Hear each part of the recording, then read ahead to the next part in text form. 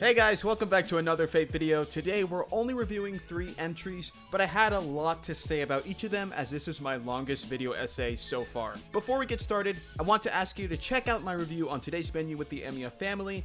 I'm not sure if everyone's seen it yet, but it's really quick and you can watch it before this one and come right back.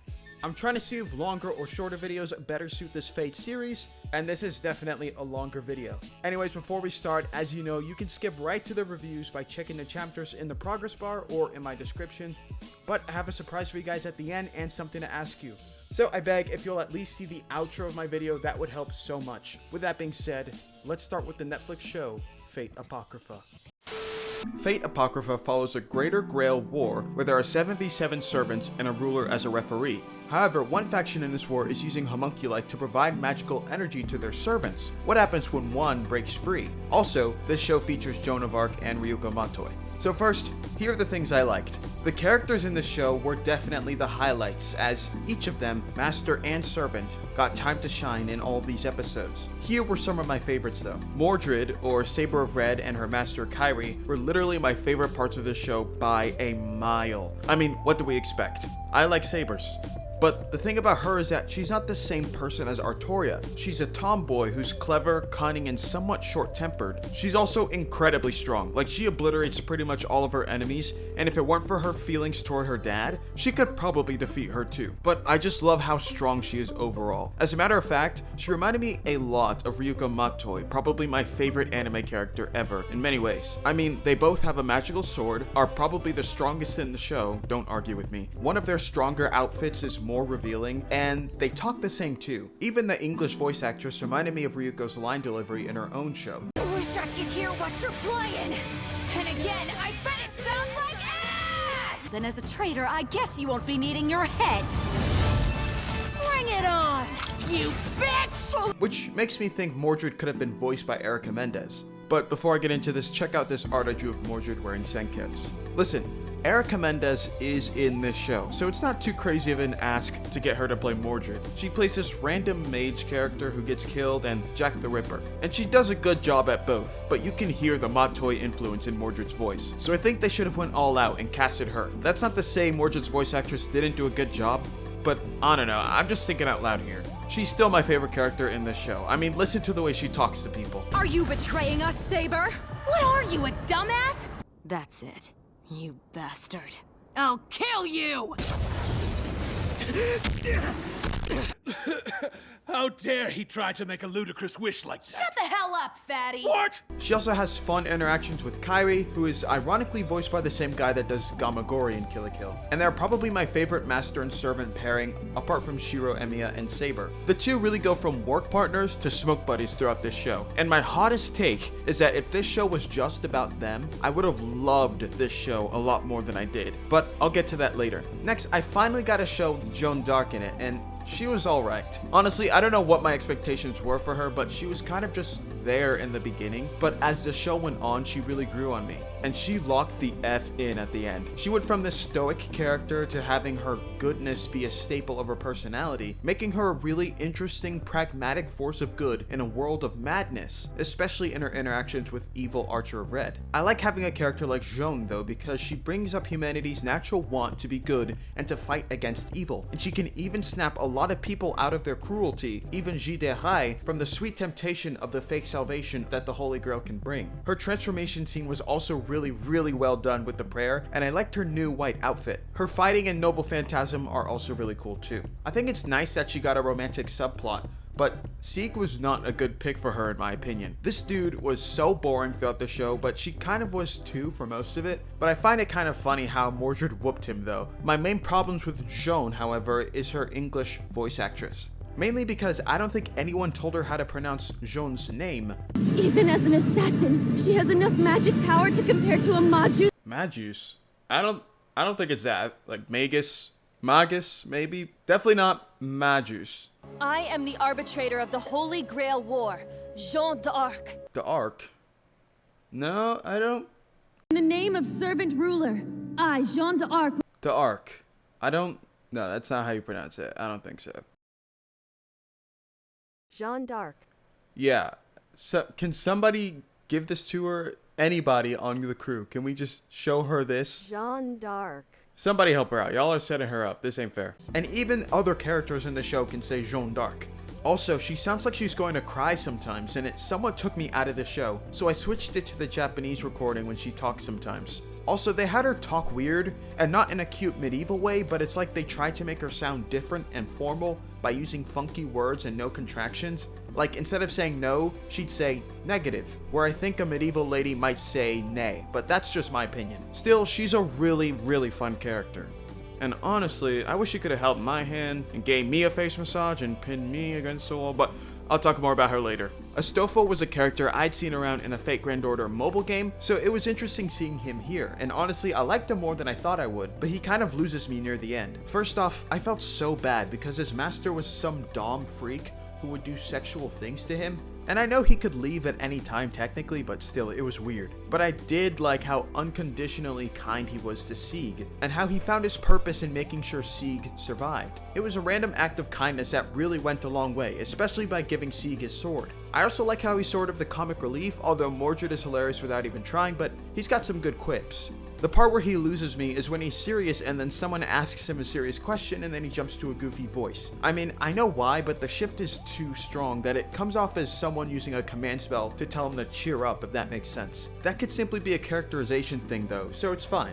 Overall, he was really cool to watch and woke me up whenever he showed up on screen. Though, I like how weak he is compared to the other servants, and he even acknowledges it, and you can definitely tell when he got his butt whooped by Mordred. But yeah, he's really funny and has a good message that he shares with Sieg, saying you have a purpose in life and that you should make a difference because you want to. And wanting to live is human nature, so being alive is great, and you should keep wanting to live as long as your heart keeps beating. It sounds better in context, trust me. Okay, Frankenstein, or Berserker of Black, was a cute little character that probably should have gotten more screen time, but honestly, what she got was nice. I'm not surprised she died so early because Berserkers typically get the short end of the stick when it comes to these shows. There's not much to say about her to be honest, but I like that her lightning is shown to hit Sieg back in episode 10, and then he uses it as his noble phantasm way later in episode 24. But I do like how bad Mordred beat the black team in the episode 10, like she is so powerful, I keep talking about it. They tried everything to beat her, and honestly at the time, I couldn't root for them because they had Vlad the Impaler on their team. Like he's a serial killer. But yeah, Mordred is my goat. And I also like that Berserker got to speak. Now, Achilles and Charon were a pair that I didn't know I'd like. At first I didn't care for them, but the later episodes really focus on them, and their final fight together was amazing. I like the student-teacher rivalry and how brutal the fight was. It felt like a classic Fate fight. One funny thing is that Charon was talking to his master about what they would do with the Holy Grail, and he said he was selfish for wishing for immortality, and she said she was selfish because she would wish to have her legs work again. And this dude agrees. Like, I don't think that's too selfish to want working legs, but whatever. Achilles' final moments with Archer Red was also really, really beautifully animated. It felt very human, and the switched up art style really helped with the movements. I'll talk more about the art style though. Okay, so apart from the characters, the final episodes of the show really locked in for some reason. One big thing is that once you finish episode 21, Archer of Red gets this demon upgrade thing, and then when the next episode plays, it's in a completely different art style. It makes me imagine the show lost its budget, but honestly, they just turned down graphic settings to enhance performance because the action scenes were so good. Jean was nice, but Archer of Red really kicked it off. It's also kind of funny that they have this underwear shot. I'm sure that serviced the plot really well. Oh, and when Achilles shows up, he and her fight, and the whole battle is less than a minute, but it was the right kind of servant fight. Not too big, not too crazy, but truly honest. I like these kinds of fights where it isn't a Michael Bay explosion compilation for 4 minutes. And this style is much more fluid than the older one, which has a lot of colors, but is stiffer because of it. Unfortunately, they got nothing on UFO table scenes and color grading, especially Heaven's Feel. I don't know why Netflix didn't get these guys set with money though. These subscription prices should definitely cover the budget. Nonetheless, the new art style reoccurs frequently after this episode when big action scenes need to happen, and it works well, except for one specific scene that I'll talk about later. Another thing I liked is when they locked in these last episodes, and they even gave me chills at one part. I like scenes when people say, go get him, I don't know why. But also the part where Kairi tells Mordred to kill Assassin of Red made me tweak, it was so good, as we both know. Finally, the messages and themes of this show overall were really well thought out and conveyed sincerely through the characters. I think I mentioned most of them already, but one big one is to appreciate the life you are given, and while it's good to try to make change in the world, just you being alive is a miracle in and of itself, and perhaps that is enough to change someone else's life for the better. You can really have an impact on someone, and the bond between two people can stay stronger than steel even in the afterlife. Now, for the things I didn't like. Some of the episodes in this show were a lot more engaging than others in my opinion. I mean, even when I first watched this show before finishing Fate's Day Night 2006, I turned off the first episode halfway through because it was really boring. There are a lot of strings of exposition, and while I like when characters talk to each other, some of these episodes sort of were there and I sped past them. Additionally, there were moments of somewhat mindless action that I sort of zoned out during. I only count this against this show because other Fate entries were engaging pretty much all the way through. I also wish this show had a clearer main character. Even if it could be argued that the main characters are Joan and Sieg, I wish either of them had charisma. I mean, the show is good at having Astolfo be the silly one, but he's not even the main dude. Sieg is very serious, but Joan is too, except for a few times. And it just leads to a good dynamic of the two fighters, but not an engaging one since there's no contrast. Personally, I believe Mordred and Kairi could have carried the show if it was just them, because every time either one was on screen, especially Mordred, I was awake and hype. They are fun characters, and you still could have had Joan in them, but Mordred and Kairi being the two who didn't pick sides and acted like pirates who just wanted the Grail would have made this show so much better. They literally brought the show up several points for me. I also like their dynamic of disgruntled father and surrogate daughter like Joel and Ellie from The Last of Us. And I'm telling you, her final fight with Assassin of Red was some of the hardest moments I've seen in this franchise. I did hate seeing Gore of my comfort character in this show though. Still, it had such grand spectacle and amazing dialogue and chemistry between the two. Like when I tell you I love these two, I mean it. They brought life into the show, and I like that she also loves to eat like Artoria. Besides, they were the only servant and master who seemed like they actually vibed with each other without needing it spelled out. These two matched each other's freak is all I'm saying. Her conflict with her father was also very intriguing and more clear-cut than a lot of other conflicts in the show, other than Joan's struggle with her past, though technically she was perfectly fine with who she was. I like how Mordred overcame this conflict too, recognizing why her father became king. It wasn't to have all the glory and fame and live in martyrdom, but to stand up for the little guy. This reminds me of the only thing I didn't like about Mordred, which was this random conversation she had with Joan and Sieg, where she said she didn't care about humans, though the moment I mentioned earlier about her recognizing why anyone should be a king pays this moment off. Another thing I didn't like is that the random art style shifts were jarring at times, but I understand why they had to do it. Also, servants in this show might be a little too strong. Some of these guys have nukes in their repertoire, and I know noble phantasms are strong, but like every single fight has an apocalyptic explosion. I've seen insane fights in this franchise, yes. Mordred's final fight and even Saber Ultra's final fight in Heaven's Feel were on a huge scale, but they still worked for me. Sieg and Lancer of Red, they were doing too much. Also, I think the archer classes need a nerf. Additionally, the sound design in these fights are also too much. There are these distortion and bass boosting effects that are meant to show impact, but honestly, they don't sound mixed very well. I get that these servants are strong, but like, come on. They're filling in the little top part.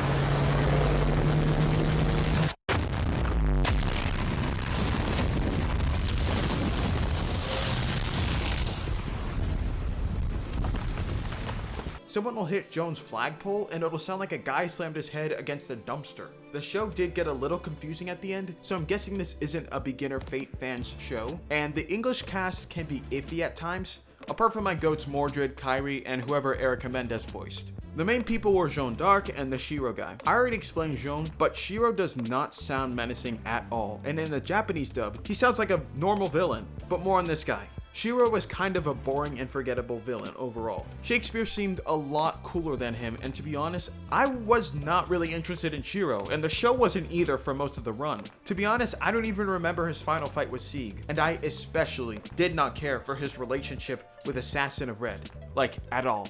I did not feel bad when they were dying. Shakespeare could have been a much more engaging main villain, as he could have come off as a silly little caster, but was secretly writing tragedies for all these characters, making them live in nightmares like Pennywise would. In conclusion, this show had a lot of fun and sincere moments that are sort of strung between a Netflix action and exposition fest. I knew I would like Mordred, and I actually found myself liking some new servants who I would totally want on one of my Grand Order squads. Overall, the show was okay. The good moments really brought the show up because they had genuine care flowing through them. The connection between characters is what I live for, and the writers strive to ensure that the servants and masters had a bond, even though it kind of stunk that none of the Masters of Red, apart from Saber's, were shown. I think if you want more Fate to watch, and if you want to meet some new characters, go for it. Mordred is a highlight of the show, but also I'm a sucker for tomboy archetypes and sabers. So I think I'll give this show an 8 out of 10. Now on to the funny shows.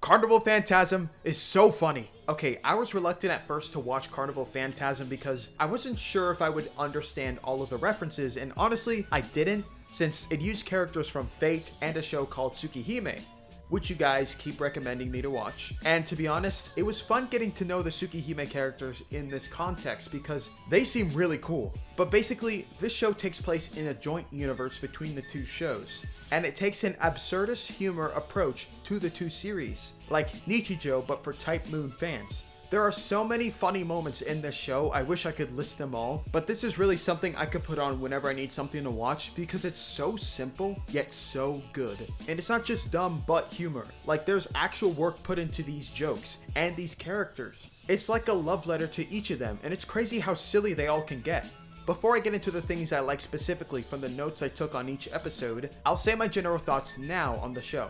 I think the Fate-centered episodes were a lot more funny, whereas the Tsukihime ones were more silly. Arquaid and Shiki are two characters I have to get to know because both are insane. I did like the Fate episodes a little bit more though, mostly because the Fate characters are so serious that seeing them act like this makes sense, which makes it a lot more funnier. Also, I know these characters more. The voice actors are all secret comedic geniuses because they play these bits to the utmost sincerity, as these are all real situations for the characters, making this a truly good comedy. I also like the small running gags like Lancer dying in every episode and Saber eating a ton of food, which are both utilized in this show. There are also really sweet moments between characters, especially my goats Shirou and Saber. But alas, I will talk about the things I liked from every episode, which are pretty short by the way. The first episode begins with the Holy Grail War, and this time it is a game show hosted by Kotomine and Ilya. Already I could tell how insane this show would be. All of the characters fight for their lives too, and I, of course, was so elated to see my king, Saber. Shirou! 神聖なる騎士の戦をこんなチャラチャラした催しにして良いはずがありません。いや、俺に言われても。 Also, I'd like to point out that this show can get a little horny. There were obviously some horny scenes in the Fate series already, as I've mentioned before, but this show takes it to a new level. You can see it with Castor. She's one of the worst culprits. Also, this episode features the first Lancer death. ランサーが死んだ。この人でなし。 And it ends with Shirou getting the Holy Grail but being kidnapped and taken into a spaceship. Yeah, this show is insane and very unserious. And I love it. 次の対戦は王様ゲーム。俺はすでに王だな。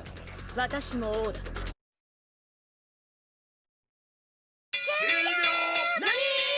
Now, episode 2 is the mostly Tsukihime episode, and honestly, when I watched it, I just sat there and enjoyed the ride. This gang of characters looked so cool, but it's funny how so many girls are obsessed with this one guy. いやー、なんというか、目の保養だよな。兄さん It's like the unhinged Shirou blueprint. Don't worry, they make a joke about this later. Also, I forgot to mention, but every episode begins with these cats in a cafe, and they have funny bits too. One of them is actually a part of this episode, and this is when I realized that this was not an anthology series, as Shirou is here too, just as confused as I am. Also, this episode has a volleyball scene, and we all know Type Moon takes these very seriously.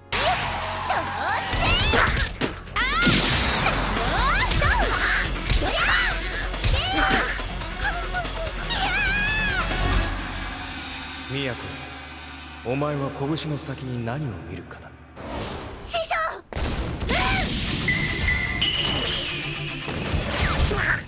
マスター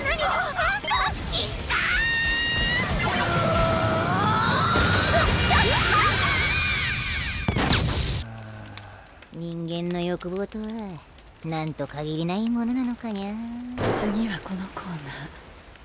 Also, this show has cute mini segments like Helvetica Standard and Nichijou, wherein this show has a Sailor Moon parody called Phantasmoon, and this other segment called After School Alleyway Alliance, and I do the snaps with them every time. Okay, episode 3 made me love Arquade. She is so funny. In this one, she goes to Shiki's school to hang out with him, but my favorite part is when he pulls her out of class and jumps to English at her insanity. Are you sleeping? And this is like some of the only English in this show, and it isn't even addressed. It is the funniest thing ever. Also, Arquade gets kicked out of school because she forgot she has to be a student, so she becomes a janitor instead. And honestly, I love her for that. The thing is, she's a really cute character, and I think if I watched Tsukihime, I'd probably be obsessed with her too. And I know you guys keep telling me to watch it, and honestly, after watching this show, I might take you up on that. Next, Shirou gets to enjoy his turn at the sweet sensation of inhumanely horny women being obsessed with him. Here, all of the girls are trying to take a nap with him. Of course, there's only room for one. Now, Saber eventually shows up, but she doesn't get to lay down as Rin enters.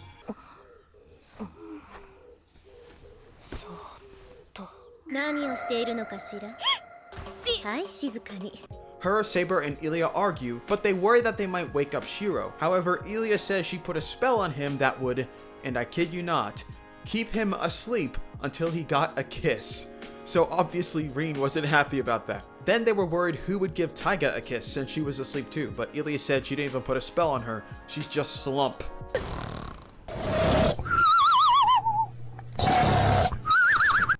This is actual insanity. Also, take note of how Saber gets embarrassed and angry at people in the show. It gets funnier later on. Oh, and Lancer dies again. I swear the writers love this guy. Also, the people in this show love to describe him as a man in blue tights. Like, the disrespect is so good.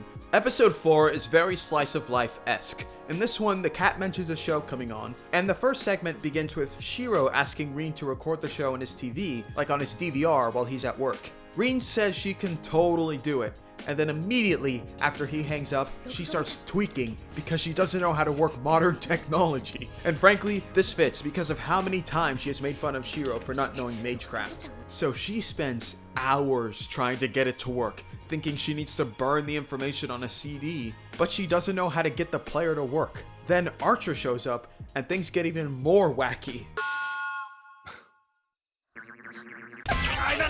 You see, he watches her struggle because she's too prideful to ask for help, and once there's like a minute left before Shirou's show comes on, she finally gives in. He explains that since it's a Blu-ray player, she doesn't need to find a disc to put it in, she can just record it and it'll be saved on like the hard drive, and then he gets punched out the house. Anyway, Shirou comes home and finds out Rin didn't even record the right show. The second part of this episode is the funniest sequence ever. So it's like a special event of the visual novel where the two boys have dates planned with their girls, but they have so many girls that it's nearly impossible to do it all on the same day. Now, they could go on a date with the main heroine, but they want to make everyone happy. So Shiki comes up with a timetable for the two on how they can sneak in and out of multiple dates throughout the day. Yoshi, ikeru na! Ikeru zo! And it is so intricate and so meticulous and so funny. For Shirou, he can just sneak in and out of movies, leave Saber at a buffet, go shopping, and then have all of his girls eat dinner together lickety-split. But Shiki has too many women, and he has to wake up at 4 to start his insane timetable, and he has to run back and forth. Also, Shirou mentions how much Saber likes to eat. 締め切り前の脚本家じゃあるまいし。セイバーはいつも腹ペコだ。いけるな。 Anyways, keep this in the back of your mind for later. In fact, the cats actually ask the audience to vote on what the ending should be for this episode. So episode 5 is a day in the life of Berserker as he rampages through town, mostly inadvertently clearing all of the servants in the Holy Grail War.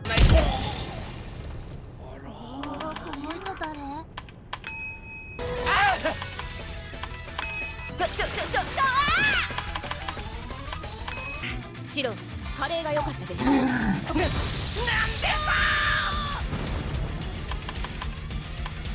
買っちゃった。お乳のミシン。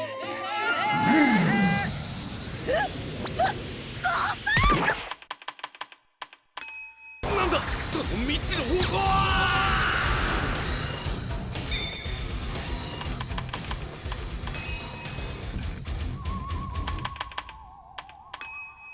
all to get some batteries for Emiya since she had to pause her gaming session.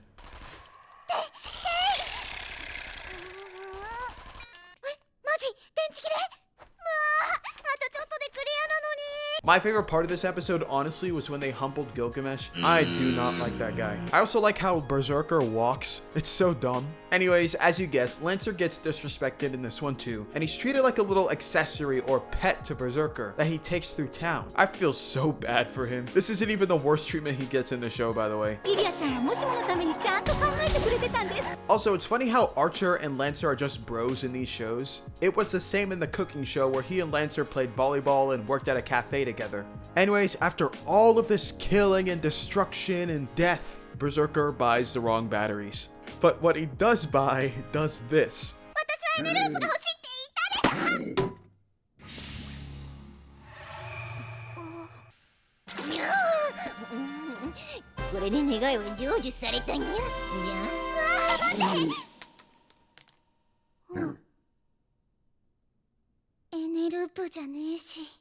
Also, for this Phantasm Moon segment, White Moon's opponent has magic resistance, so she just punches the mess out of him.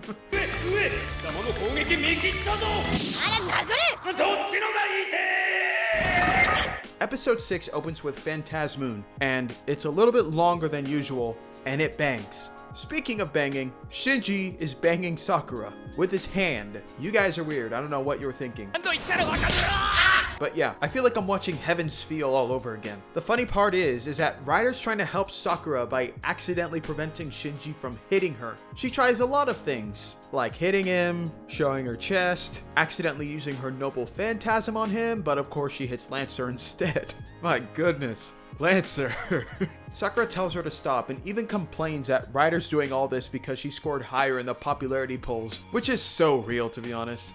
Anyway, Shinji is about to do the R word to her until Ryder makes her use the rule breaker against him. Of course, Sakura isn't too happy about it because now Shinji is a good person. Also, at the end, one of the cats says, "This is going in the gallery." And it's here that you realize this show is peak comedy. Like, it's a 10 out of 10 already, but I still want to talk about it. Okay, from episode 7 and up, it becomes more fate focused. But first is this segment where Arquade wants to make dinner for Shiki, and I'm guessing Shiki is like Shirou in that they both are chefs / like to cook. So Shiki recommends a restaurant that makes you cook your own food, but they serve squid and pork. And to get the right ingredients, Arquade goes way into the Pacific to get real squid. She even taste tests them while she's there. Mind you, there's another guy on the boat.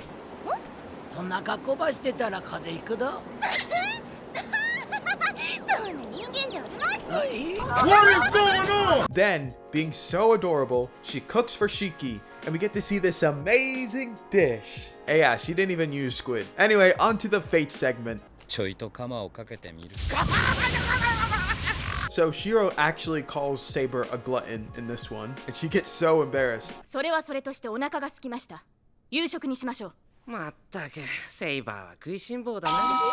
But Castor's reaction to Saber is me every time I see her. I've got Saber fever, guys. It is not going away. Castor too, but she might be worse than me. Remember that dress she put Saber in Unlimited Blade Works? Well, in this show, they kind of recontextualize it in that she imagines capturing Saber so that she can put her in a bunch of cute outfits.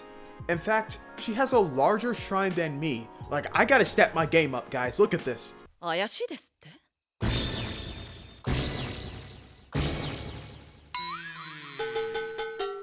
Do y'all think I should use my internet money to make Saber cosplays like this? She even paints her own miniatures of Saber, which honestly is kind of cool. I want to do that. You guys want to see my figures? Anyways, during this episode, she's trying to marry Kuzuki, and the other guy who's at Ryudo Temple is trying to stop her. So he gets Kuzuki to enter the room while she's admiring Saber, like we all do. And Kuzuki actually vibes with it because the miniatures are really detailed. Overall, a hilarious episode. Now, Episode 8. This is the Saber episode. It is so funny. So let's strap in.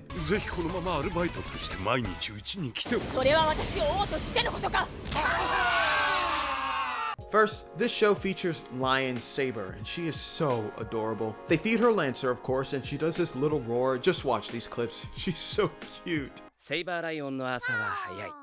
Saber さん、よろしくお願いします。よろしくお願いします。可愛らしくも貫禄がありますね。てって。なんだここ。ちょっと何やめろって。 Later, she gets a job as a waitress at the cafe, and they put her in a maid outfit. 自分で雇っておきながら永服せざるを得ないんや。これがカリスマスキル B というやつ。 And like, guys, I can't express how much I love this episode. And it's not because of the outfit, okay? But it's funny. You guys have to watch it, please. Saber takes orders, starting with Rin, and she's pretty good at customer service until Rin only orders a drink, and Saber forces her to buy food. Like, forces her. コーヒー、お食事は？お腹空いてないし。お腹が空いては戦はできません。はい？空腹時に襲撃されたらどうするんですか？わかったわよ。じゃあホットケーキ。まさかリンともあろうものがそれだけですか？もううるさい。カレーとスパゲッティも持ってきなさいよ。デザートは？あんたね。 Like, this is how you bring in the money. Mind you, because of Berserker's damage a couple episodes ago, the shop is charging 100,000 yen for a cup of tea. Anyways, she forces everyone else to buy food, and she becomes so strict, using her king voice to order everyone around, and she even rallies people behind her. She's so good in this episode. And then, the vibes are killed as the creep enters. 本当にいるではないか。良いなりだな、セイバー。 貴様をご指名だ。He sort of really stresses Saber out. He's like touching her and she doesn't like it. And like she makes the funniest faces as he asks her to smile. And it gets so chaotic. お客様、落ち着いてください。騒がしくて申し訳ありません、お客様。大丈夫、大丈夫。続けて。客商売とはこんなにも大変なものなのですか？ I think Sakura's grandpa like poops himself in this. But I still hate how Gilgamesh treats her like an object. But anyway, she asks him what she can get him, and he says, you. And it gets her so pissed off, it starts echoing, but it's not actually it echoing, it's him saying it over and over in weird voices. テイクアウトはお前だお前だお前だお前だお前だお前だお前だ But she gets so angry that she rips her hair off and becomes Saber Alter. I am not joking. 黙って聞いていればなんだ。お客様が神だ。神は死んだ。 Then she vacuums up food faster than I've ever seen, and she just does insane stuff for 2 minutes straight, even making Gilgamesh and the rest of the cafe simp for her. 今日、私は学んだ。労働とは尊いものだと。好きだ。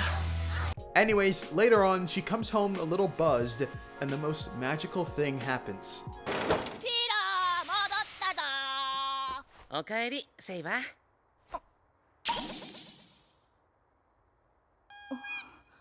Shirou welcomes her home, and immediately she reverts to her normal state, and even gives Shirou a birthday present, and her voice is all cute again. Now, I've only seen Alter Mode with 2 characters, and I'm not sure if it's like having the Venom symbiote, but it seems like she lets all of her inhibitions out when she does it. However, seeing her like this, she seems much happier. Like earlier, she was just a little cranky, and honestly, I've worked in food service before, I cannot blame her. But her bond with Shirou brings her back to reality. It's the sweetest thing ever, and it's even nicer that she remembered to get a gift for him, which was likely why she got a job so she can afford it, as it was an expensive object. I just love these two so much, they're my favorite people ever. Their time together isn't over yet, however, as the next episode is a Grand Prix featuring all of the participants in the Holy Grail War. The cars they use start out normal, and then they slowly become more unhinged, and people explain why they chose their cars, but I love that Lancer gets cut off. マシンはゲーブルカー。俺が絶対1位だ。どんどん行きましょう。 Anyway, Shinji and Ryder get a grandma bicycle because Ryder says her riding skill is S tier, and Saber chooses the vehicle for her and Shirou, and she chose a ライオン号。シラー。100円ください。お金いるの？ She's so insane. Anyways, the race starts and Lancer dies immediately because his car can't turn. Castor and Kuzuki leave the race because they already are winners, aka they're going on their honeymoon. And Shirou and Saber get knocked out of the race because they ran out of cash. An assassin nearly runs them over. ダメです。お金がないとこれ以上スピードが出ません。もう財布が空だ。シロー。あのバカ。おっといけねえ。今何かぶつけちまったかな。 There are so many jokes in this episode, guys. I can't show them all. Anyways, he gets booted off, and eventually Ryder shows up hauling tail and actually ends up driving that bike so fast that she and Shinji fly away like E.T. 飛ばしすぎたようです。シンジ、おうち帰る。 So the race is neck and neck with Gilgamesh, Archer, and Rin, but Shirou and Saber return after Shirou took out his tuition money for this race, telling Saber they can only eat rice and tea from now on, making her cry. 定期預金を解約してきたんだ。セイバー、これから食事はお茶漬けだけだ。And they win! Hooray! Also, to the people in my first video telling me Shirou couldn't project Excalibur, what's this? Yeah, checkmate. But yeah, they win the Holy Grail, and they use it to wish for their money back. 今、二人の願いは叶えられん。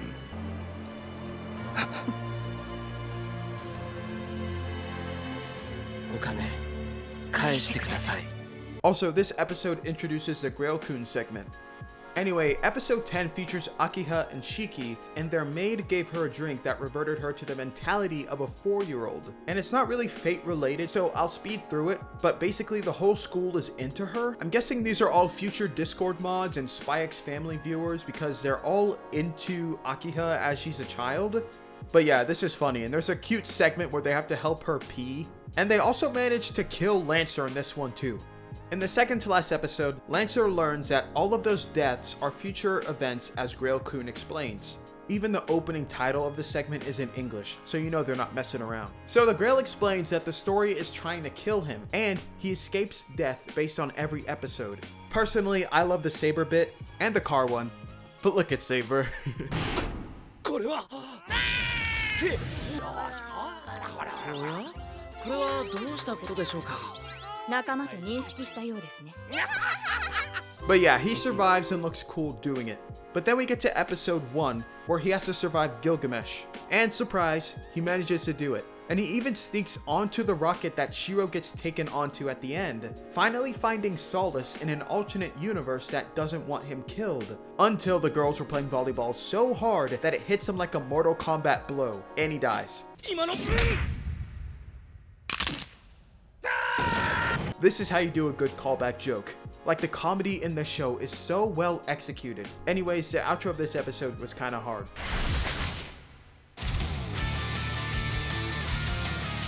Now for the final episode, which is a little longer than usual. Remember how I said this show is good at callbacks? Well, this is actually a continuation of the episode where Shiki and Shirou devise their timetable to have a date with all of their girlfriends. They even get skeptical at its validity, but double down anyway. So how does it start? Well, Shiki misses his 4 a.m. alarm, and honestly that's real, I do the same thing. For Shirou, it's actually going pretty great. Both dudes go to the movies, and Shiki plans on watching a marathon with Arquade. That way he can sneak in and out by quote-unquote going to the bathroom. Shirou arrives too with Sakura, but unfortunately he sees Rin, and he stares at her, so she comes to talk to him. And then he sees Saber, and the guy is stressing.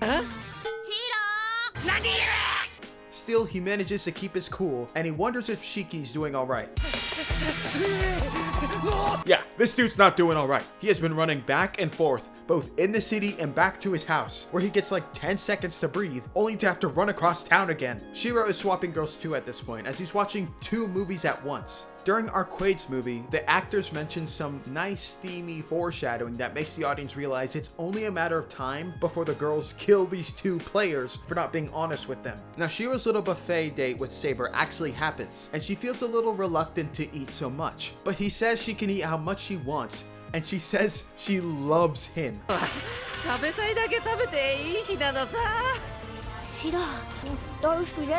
That's right, the way to Saber's heart is through a multi-course meal. Anyways, he gets out of there and, oh no, it's Sakura, Shirou, look behind you! And walking back to the theater, he passes Elia, who apparently had an amusement park date planned that day that he totally forgot about, and Shiki forgot Ahika. So in a matter of seconds, everything falls apart. They end up at the amusement park, surrounded by the girls, but Shiki tries to play it off, saying it was one big plan to go on a huge hangout session, but then he drops the ball when another girl shows up. Like, how many girls do you have, bro? So Arquade goes demon goblin mode, and Saber gets pissed too.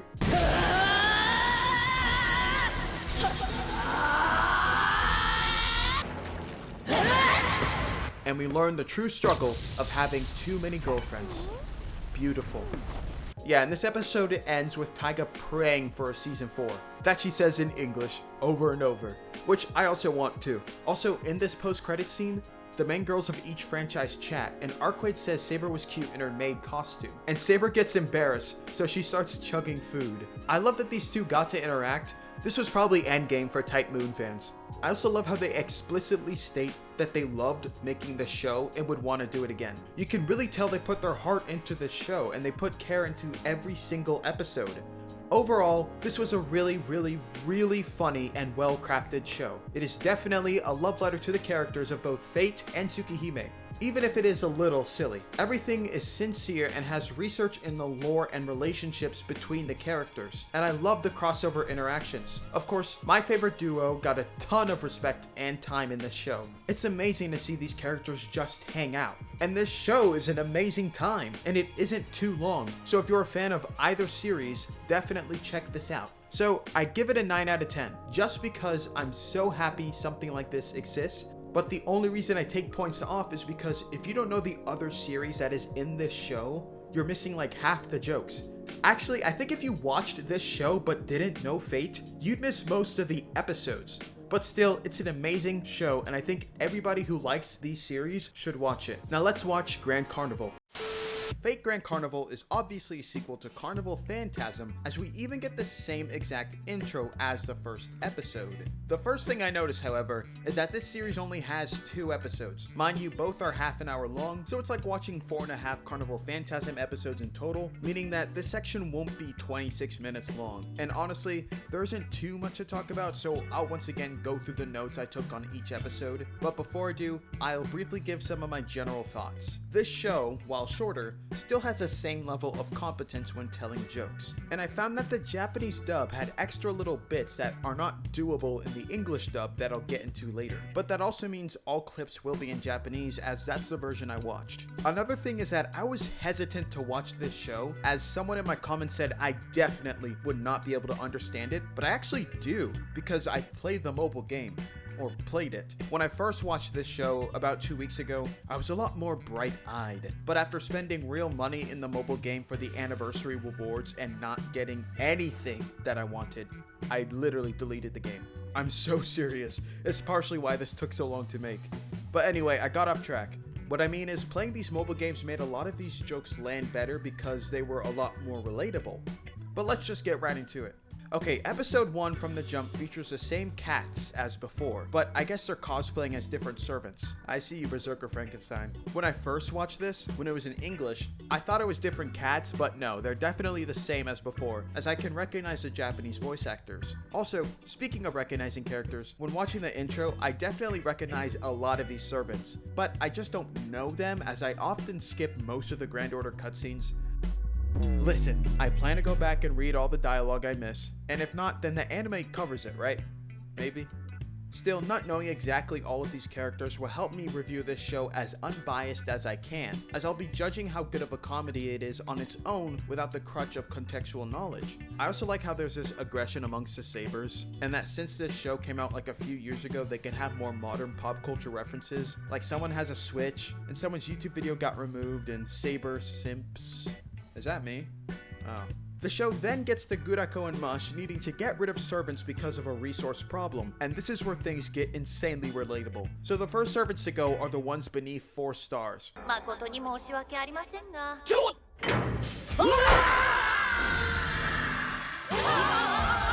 And like, trust me, I'm the same way. My lineup is Saber, Saber Archer, Saber Lily, and now Mordred Rider, and whoever is a friend summon. But I love seeing Achilles and Archer of Red here. And actually, a lot of the Apocrypha characters are pretty present in this show, which is nice. There's also Orion, a freaky teddy bear.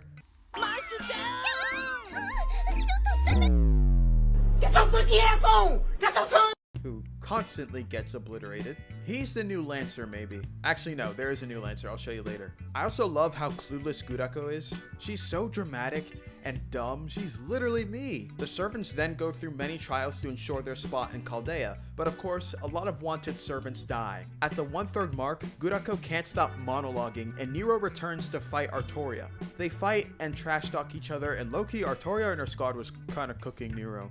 古き腹ペコ王よ、もう散々活躍したであろう。そろそろアバロンに隠居する頃ではないか。アバロンに美味しいご飯があるとでも。口が過ぎるようですね。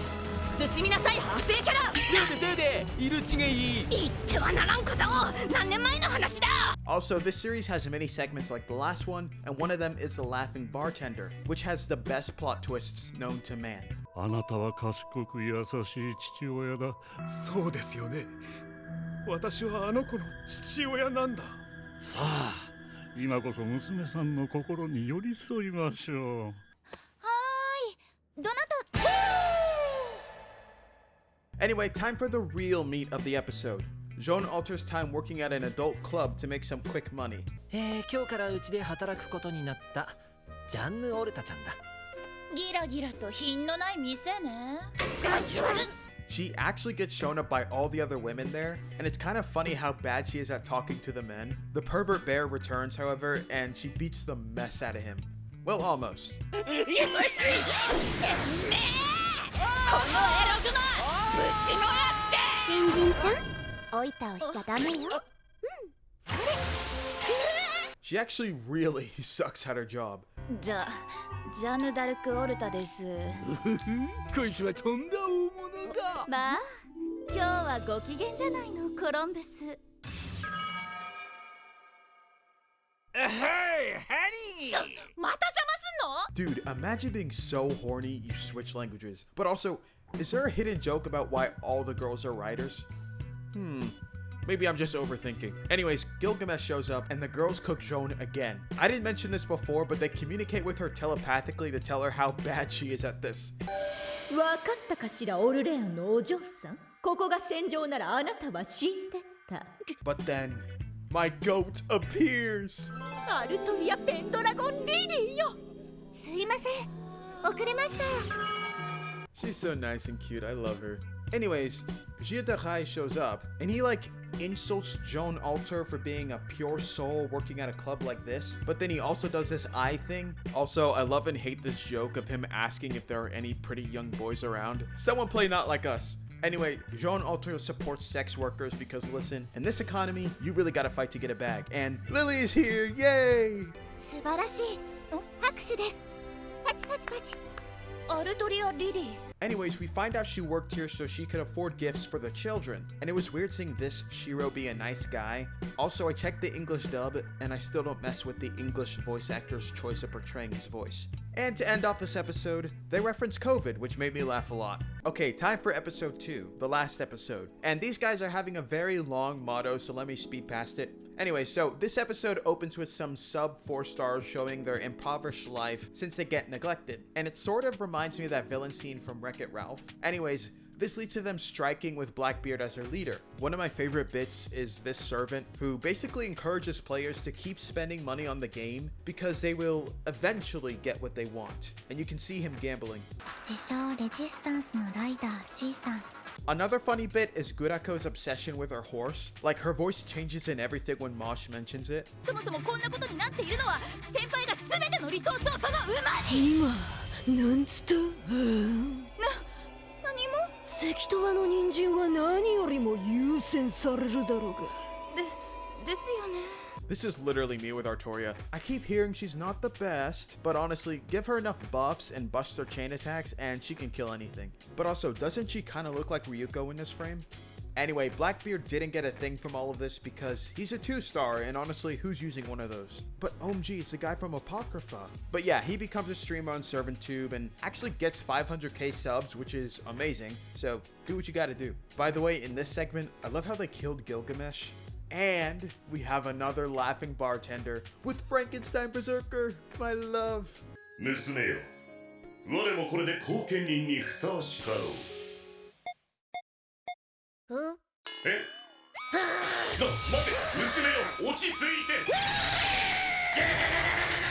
Unfortunately, this guy's a fan of her too, but only one of us has the power to burn servants, so...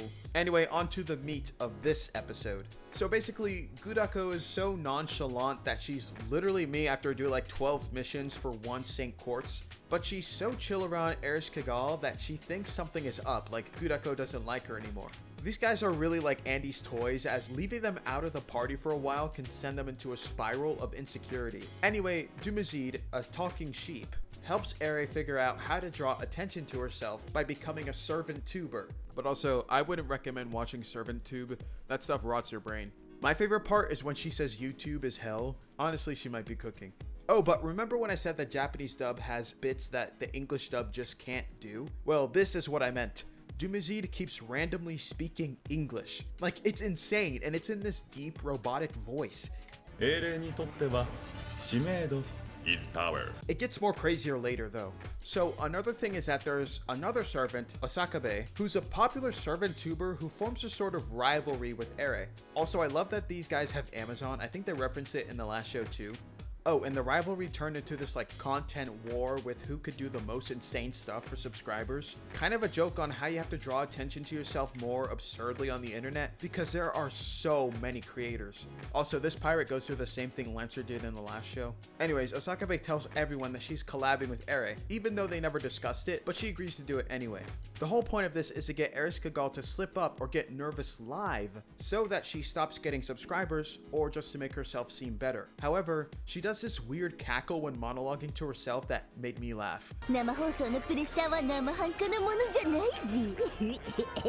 Anyway, during their fight for super chats and insults, Dumazid donates 100 million QP to Eris Kagal, which makes the other girl get in a bikini, and then she shoves her chest in the camera. It's crazy. And Eri has to just sit there and accept it because she's not gonna get naked for money. I'm playing it in the background because the audio will definitely get me copyrighted, but look at this. So anyway, of course you can't show your boobs to YouTube because you'll get banned. And Eris Kagal celebrates with Dumazid, where he speaks even more English. Oh, amazing shade. Holy shit, calm down. So eventually Eris Kagal finally confronts Gudako, but she explains that she didn't take her on any more missions because her bond level is already maxed out, which is very real. Anyways, a cat says that streamers don't have human rights, and honestly, have you seen some of these kick streamers? But is this show anti-content creator? Or maybe it's against the hustle people go through for money and fame. Anyways, they mentioned making a sequel, which makes me so happy because these shows are so silly and fun and harmless. I can watch a million of these. In fact, I plan to rewatch them without taking notes just so I can enjoy them like a normal person. But I hope the sequel is soon. So overall, this is pretty much as silly as the last one, but I think I enjoyed Carnival Phantasm a little bit more because it was longer, but also the segments were more fun. I definitely was a little bored during the servant strike thing, and I preferred the servants fighting for their lives like in the first episode. Additionally, with this one being only 2 episodes, I don't think it can stand that much of a chance to the other show, which had a lot more time to tell more jokes. Also, if you didn't like one of the main segments, you only get like 4, so you just kind of have to sit there for like 20 minutes. I personally liked the first episode better than the second, but the YouTube creator bit was hilarious to me, especially as a content creator. But still, it's a really funny show, and I like how it plays fun with the gacha game, even using its loading screens as transitions. Nonetheless, I can't wait for another sequel, though I hope it doesn't come out in like 10 years. Anyways, I'm gonna go ahead and give this one an 8 out of 10. I liked it, but I definitely enjoyed Carnival Phantasm a little bit more. Still, me and Taiga are the same. Give me more carnivals. Should I re-download Fate Grand Order? Maybe. We'll see. I don't know, I can't keep up with these gacha games. I just got Zenless Zone 0. Hey, before we end the video, I want to show you guys my surprise, and as you can see, I made a tier list, and I plan to rank everything I watched so far. And I know the last 2 segments were just me summarizing the plots and comparing, so this is where all that stuff led to. Okay, let's just jump right in. So first, Fate Stay Night 2006. Honestly, it was a great first introduction into the series, and it set the foundation really well for me, even if it is considered inaccurate by the real fans, but it made me a big fan of the story and the rules and the characters in this universe, so I think it's really good. Okay, Unlimited Blade Works. Not gonna lie, this one stressed me out in a bad way. It reminded me of End of Evangelion, and anything that reminds me of that is automatically disqualified from being good. I'm sorry. Honestly, I just didn't like the characterization of Shirou, and the art was good, but overall, I would not watch it again. I know that's gonna make people angry. Heaven's Feel 1. Yeah, this is peak fiction. I mean, there's no way around it. The whole trilogy is really good. This one really set a new tone that I expect from Fate movies at the least. It has amazing art direction, sound design, scores, character work, and it was overall a beautiful movie, and I love the horror in this trilogy. Peak fiction, there you go. Okay, Heaven's Feel 2. Same thing as the last one. In fact, I liked it a little bit more. It had even more horror segments, and I love the world and character building. Saber Altar is really cool and powerful, and I like that Shirou is heroic without being annoying about it like a certain other show. So, peak fiction. Heaven's Feel 3, another great entry. Honestly, it was a great send-off for the Stay Night series. Although it did get my video claimed a ton, I still loved it. There are scenes in this movie that I still watch today on YouTube because they're just so amazing. Specifically the Saber Altar and Rider rematch, and Shirou saving Sakura. Absolute peak fiction. Alright, today's menu. This show is the reason why there's a cute and funny category. I can't really compare it to actual things like Heaven's Feel because it isn't trying to be a narrative like this. But it is an amazing study on the relationship between the Stay Night characters, and it made me love pretty much all of the servants. Except for Gilgamesh, but honestly, he's not even in here. Also, I bought the game for this. It was on accident, but still, it's really cute, and I'd love to watch it again. Alright, Apocrypha. Very interesting. I like the characters more than the plot, especially Mordred and Kairi. I think the show as a whole is better than Unlimited Blade Works, but it isn't on the same level as 2009 or the Heaven's Feel movies, so it's just okay. Mordred was amazing though, I love her. Alright, now for these two. Carnival Phantasm I think I would normally put in the cute and funny section, but like, just know it's really good. I think I enjoyed this a little more than the cooking show. Maybe. I don't know. They're both really good, but like the jokes in here were so expertly crafted, and I love the character work in this one too. It felt very honest and really makes me want to rewatch, so I'll throw it in really good. Finally, Grand Carnival. This one was good, but I wouldn't say it was as good as the other Carnival. I love that more characters got a chance in the spotlight, but it doesn't help that I didn't really care for those specific characters. Except I'm all for more genre content outside of Apocrypha. Don't get me wrong, I still really enjoyed it, but I'll put it in cute and funny because Carnival Phantasm was just that much better. Oh, ignore Samurai Remnant, that's coming later. Well, that's all I'm reviewing for today, but don't click off because I want to ask you guys something. For my next Fate video, do you think I should review the Grand Order series or read the Stay Night visual novel on like a live stream? Let me know what you guys think in the comments. Anyways, if you made it this far, thank you so much for watching. I love the Fate series and I can't wait to review more. Comment your thoughts on the shows I watched as well as what else you want me to review or a Grand Order watch order because I'm gonna have to figure out how I'm gonna see this. I know there's a lot of movies and TV shows and honestly I'm terrified. But be sure to leave a like, share this video with a friend, subscribe if you're new, and I'll see you guys next time. Thank you again for watching. Peace out. Damn, baby, come jump off the roof with me, live up your youth.